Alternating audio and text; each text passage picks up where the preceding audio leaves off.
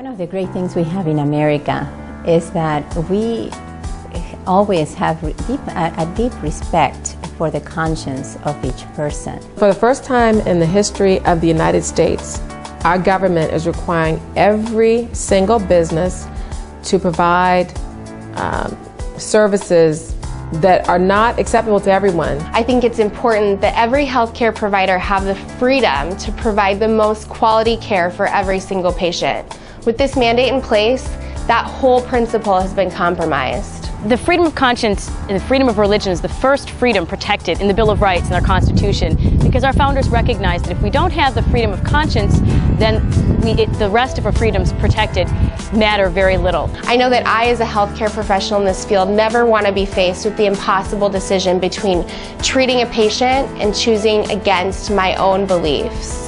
They're telling us now, you have to provide these things even though you don't agree with it, or pay a fine. And that's no choice at all. Really, that's no choice at all. Conscience is at the core of what is being violated. Rather than helping women and enabling women, I am fearful that it's actually going to be something that holds women back, particularly women who choose to have children and want to work in the workplace. Women is being used as a tool of policy. We don't need to be a tool of policy unless you are telling me that I'm not smart enough to know how should I go about using my capacity to love, to reproduce.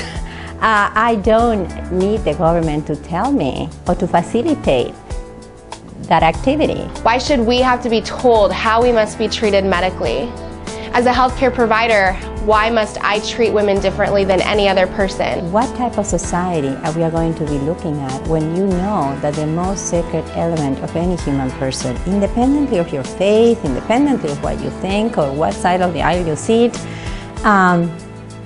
is not being respected? We talk about freedom all over the world, yet at home we are so willing to violate the very basic freedoms of our citizens.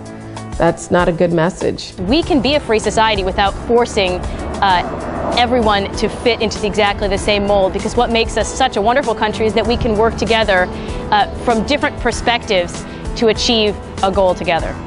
All people of goodwill in the United States are affected by this, because whether you're of one faith or no faith at all, we're setting a precedent for future administrations to act in a way that, while it may not be offensive to you today, certainly could be offensive to you in the future. And this is not a social experiment that we should allow. And whether you agree with the church or not is irrelevant. What we all agree on as people of goodwill is that basic rights should be protected and respected, especially by our government.